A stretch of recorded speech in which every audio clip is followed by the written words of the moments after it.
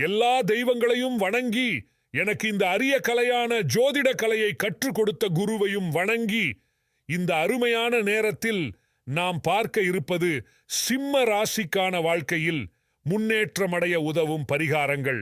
ஜோதிடத்தில் பல வகைகள் இருந்தாலும் ஜாதகத்தை கொண்டு கூறப்படும் ஜோதிட முறையில் தான் பெருமளவிற்கு துல்லியமான பலன்களை கூற முடிகிறது. எனவே ஜாதகத்தை எழுதும்போது பிறந்த நபரின் ராசி முக்கியமாக தெரிந்து கொள்வது அவசியமாகும். மொத்தமுள்ள 12 ராசிகளில் 5வது ராசியாக வருவது சிம்மம் எனப்படும் சிம்ம ராசி. இந்த சிம்ம ராசி குறித்தும் இந்த ராசியில் பிறந்தவர்கள் செய்ய வேண்டிய பரிகாரங்கள் குறித்தும் இங்கு தெரிந்து கொள்ளலாம். சிம்மம் என்கிற சொல் சிங்கத்தை குறிக்கிறது.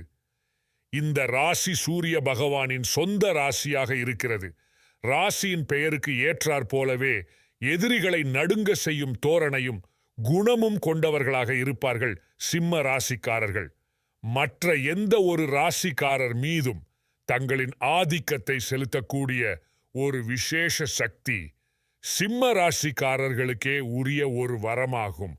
சிம்ம ராசிக்காரர்கள் சிறப்பான பல நன்மைகளை தங்கள் வாழ்வில் பெற செய்ய வேண்டியது என்ன என்பதை தெரிந்து கொள்ளலாம். சிம்ம ராசிக்காரர்கள் தங்கள் வாழ்வில் மிக சிறந்த நன்மைகள் பெறுவதற்கும் அதிர்ஷ்டங்கள் அதிகம் ஏற்படவும் வருடத்திற்கு ஒரு முறை கும்பகோணத்தில் இருக்கும் சூரியனார் கோவிலுக்கு சென்று சூரிய பகவானை வழிபடுவது நல்லது.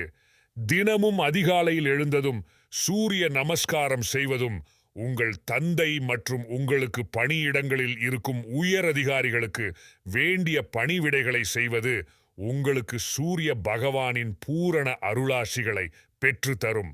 தரமான மாணிக்கம் கல்லை வெள்ளி மோதிரத்தில் பதித்து ஒரு வளர்பிறை ஞாயிற்றுக்கிழமை தினத்தில் உங்கள் வலது கை மோதிர விரலில் அணிந்து கொள்ள வேண்டும். ஞாயிற்றுக்கிழமைகளில் பசுமாடுகளுக்கு கொஞ்சம் ஊற வைத்த கோதுமையை வெல்லம் கலந்து உண்ண கொடுப்பது சூரியனுக்குரிய ஒரு சிறந்த பரிகாரமாகும். ஜாதகத்தில் சூரியன் பாதகமான நிலையில் இருப்பவர்கள் 48 நாள் அல்லது ஒரு மண்டலம் சிறிது வெல்லத்தை ஓடும் ஆற்று நீரில் கரைப்பதால் உங்கள் தோஷங்களும் கரைவதாக ஐதீகம். தினந்தோறும் அல்லது ஞாயிற்றுக்கிழமைகளில் மட்டுமாவது கோயிலில் அல்லது வேறெங்கேனும் இருக்கும் அரச மரத்திற்கும் சில துளிகள் பசுப்பால் கலந்த நீரை அம்மரத்தின் வேருக்கு ஊற்றி வர வேண்டும்.